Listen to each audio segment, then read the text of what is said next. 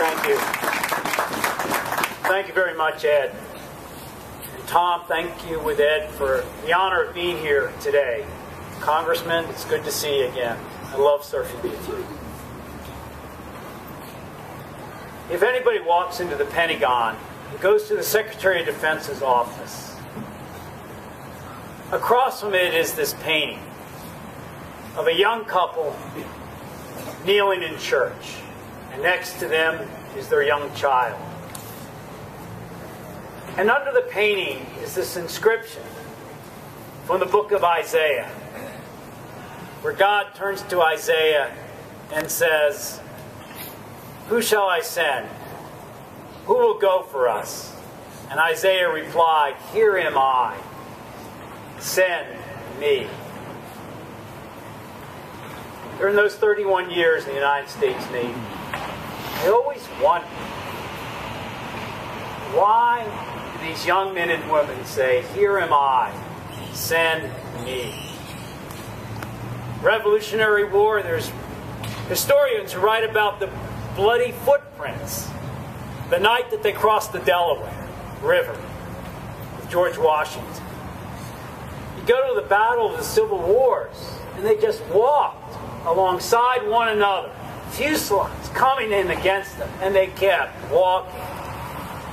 Through World War I to World War II, where my father fought, in the Atlantic and the Pacific. The tunnel rats of Vietnam would just go down these narrow, dark tunnels. So are great men and women who go outside the wire every day in Iraq and Afghanistan. For 15 months, come home for 12 and go back and do it again. But why do they do it? I never really found the exact answer, I'll be honest with you. But I remember one night when I did serve with President Clinton. And he asked 5 veterans from the Battle of Normandy to come have dinner with him. He was going to go to Normandy and speak at the 50th commemoration, and he wanted to know what it was like. He also had in that evening 5 veterans, 5 historians, who had written about this epic battle that turned the tides of history by the world's greatest generation. And that evening, one of the historians stood up. And he told the president how the men had landed on the sands of Normandy. And immediately, all the officers, or almost all of them, were killed. Because in the German Teutonic Mine, he told President Clinton, if you cut off the head, the officer corps, they believed, like in their army, the body, the enlisted corps, would collapse. He told the president, little did they know the American army.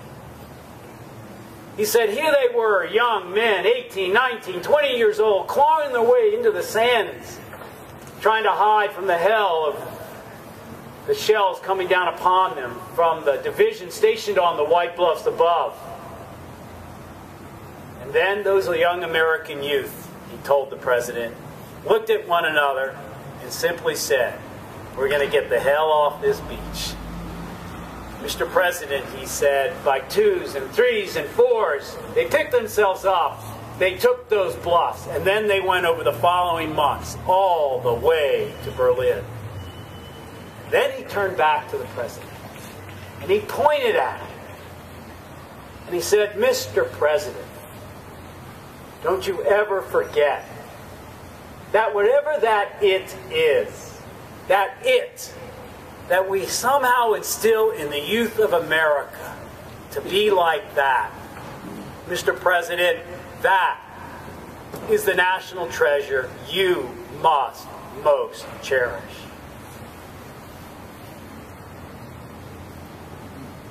There's something else, though, that we vets share, even beyond the dignity of danger, that melds people together like nowhere else, or why you, sir, walked every day by yourself down Main Street when there wasn't a big parade to remember your fellow vets. And I can best tell it to you all by a story, a sailor story. Centuries ago, this sailor went to a foreign land, and when the ship pulled in, he went out. And then he got arrested as a spy, sentenced to hang by the judge. He asked, "Please, may I go home one last time before you hang me? Just to hug my family goodbye, and then I'll return to be hung." The judge said, "Absolutely not." But he said, "My best friend, my fellow sailor, well, has agreed to stay in jail till I come back. And if I don't return, he would hang in my stead." And the judge said, "I got to see this." So he put his fellow sailor in jail, and the man went back to his homeland, hugged his family goodbye, and then set sail. Would have been there in plenty of time, but there was a storm at sea.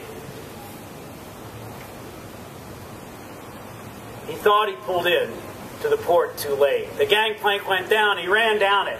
He ran into the courtyard where they were to have hung his friend, and he saw that they were just about to do it, and called out, "Stop! I'm the one to be hung." But his friend called out to him, "No, you're too late. I'm the one to be hung." And there ensued this bitter debate over whom should hang, each arguing for themselves. And so the king overheard it and demanded that they both come before him. And he listened to these two young men arguing to be the one to be hung. Until the king finally said, "Stop. I will forgive you both under one condition, that you two make me your third friend."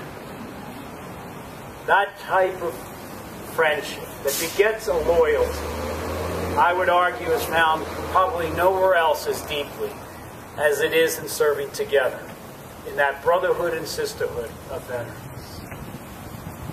This is a special day also for me. I met Ray Bouchon in Iraq and had written his parents, who are here tonight,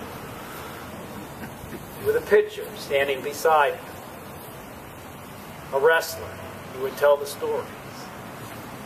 Someone who was a third friend of his comrades out there, who said, "Here am I, send me." And was also a third friend of this nation. This community is special. You knew how to come together after the Great Flood. The fact that so many would come out on such a day to honor those who said, "Here am I, send me," really is what America's about.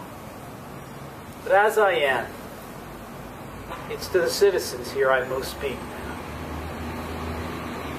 The two great warrior kings in the Bible, Jonathan and David, when they departed for the very last time, Jonathan turned to David and said, "Tomorrow thou shalt be missed, because thou shalt be gone, and your seat will be empty." They had it wrong. That legacy, that seat of who will follow to sit in it and say, "Here am I," will never, ever be forgotten or not filled, because of how we come back and remember those, especially those killed or missing in action. But even that vet, even more so, who comes back to show us that he was willing to do so for us. Thank you very much for the honor of being here with my fellow vets and coming back and seeing Mr. and Mrs. Bouchon. Thank you.